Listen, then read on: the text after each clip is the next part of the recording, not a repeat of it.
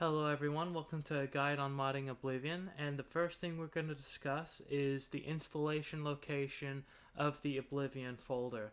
Now, it may seem as simple as saving it to where the installation wants you to, which will save it to the program files on your computer, but unfortunately, the Nexus Mod Manager has some issues with Oblivion reaching into the program files. Now, I personally save mine within a games folder within my Windows folder. You can save it wherever you want, just make sure it does not go into the program files. So the next thing we're going to want to do is go ahead and install the Nexus Mod Manager. The link is in the description. And then after that, we're going to go ahead and install the Oblivion script extender. Before we get the Mod Manager running, let's go ahead and extract the files from the script extender and shift them over into our Oblivion folder. Now you may think, well, why do I need this extra piece of software? Well, it's because a lot of the mods in Oblivion require it.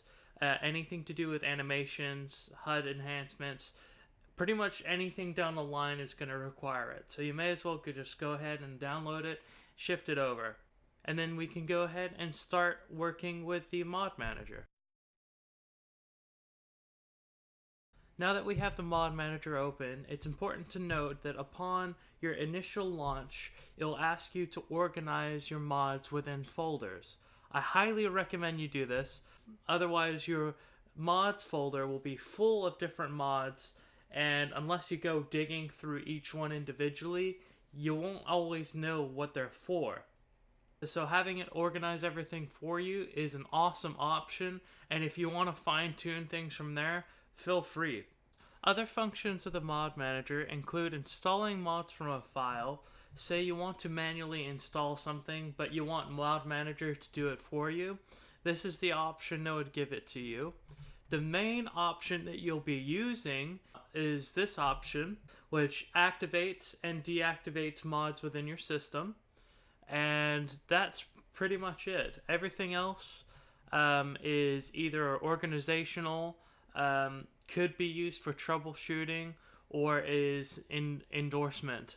The other main component of Mod Manager is managing the load order within the plugins. Now, it can be quite imposing when you have a lot of mods installed and aren't very sure where things should be placed. And considering that deactivating one mod or accidentally not activating it can affect your game or affect other things, as you can see here, these items are highlighted and they require the other item to work. So if I was to try to run Oblivion right now, it probably wouldn't even launch.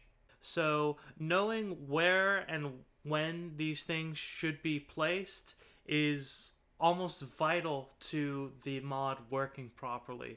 Now, things like loot will help you in this, but I only recommend using loot as a framework and then fine-tuning things yourself. You should feel comfortable being able to move your mods around and know that you kind of know what you're doing. Feel free to experiment and move things back to where they were if things go wrong, but you should be able to move all this stuff around and know roughly where it goes so your game is optimized and you can run as many mods as possible.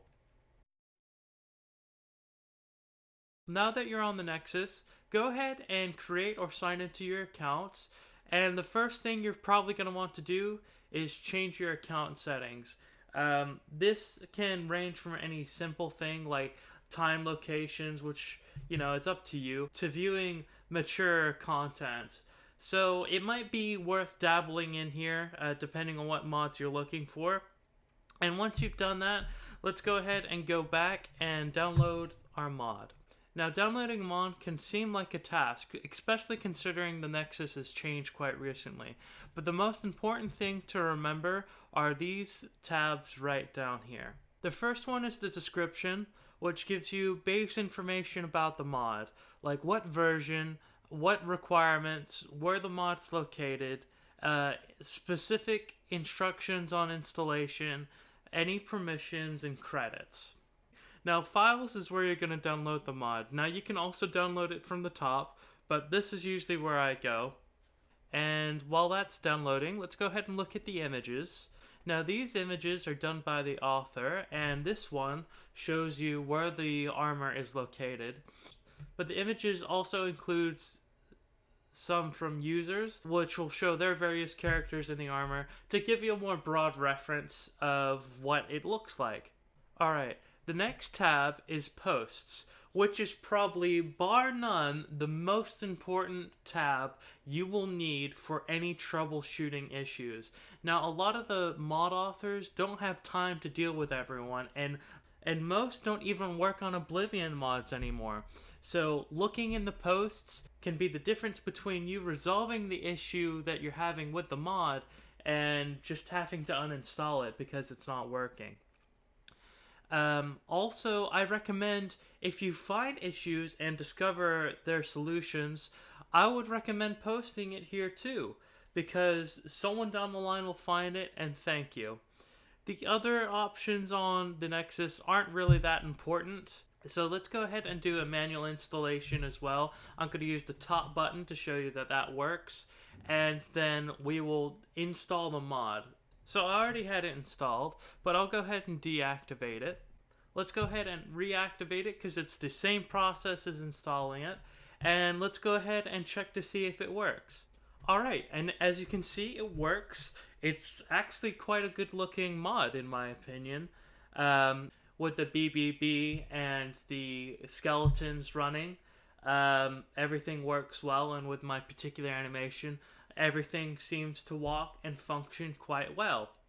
So let's say it didn't work, like it wasn't where it was supposed, like the armor wasn't where it was supposed to be, or if it was, say the textures didn't show up properly. It's just one big exclamation point when you go third person. So let's go ahead and look into the folder structure of the mod so you can begin basic troubleshooting of mods in the future.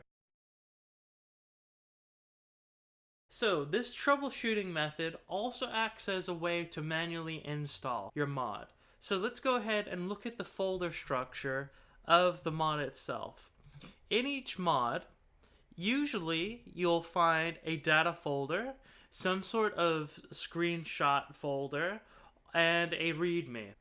The most important folder is the data folder, which you can go ahead and slide into your data folder, and it should fix any issues that you want and acts as a manual installation of the mod. Well, let's go ahead and delve in deeper and look at the finer details. Now, the data folder is typically made out of three things: a meshes folder, a textures folder, and an ESP. The simple way to put the meshes is that it's a framework for the mod. So it's like the skeleton of the house. It's the basic boards and framework for the house itself. So once you've got that set up, the textures is all the cosmetic stuff. So it's painting, it's putting the windows in, putting the door in. So it gives the mod its look. So once you've done that, you think, okay, I've got a complete house now, but I can't get into the house. So this is what the ESP does. The ESP is the key into the house. The ESP runs everything, so your game can recognize that that information is there. So let's go ahead and drag and drop, and that is manual installation and basic troubleshooting for the mod. It's just that simple. So now that we've manually installed it, let's go ahead and check on the mod manager and make sure the ESP shows up. Now sometimes it can take a little second, but if we scroll down to the bottom, there it is. So from here you can shift its location if needed. Say it's an animation, you'll need to move it up, whereas it's a clothes mod, so it can stay at the bottom. And that is, as simple as it seems, how to install and basic troubleshooting of a mod. So I hope this video helps you guys. If you have any questions, feel free to put them in the comments, and I'll see you next time.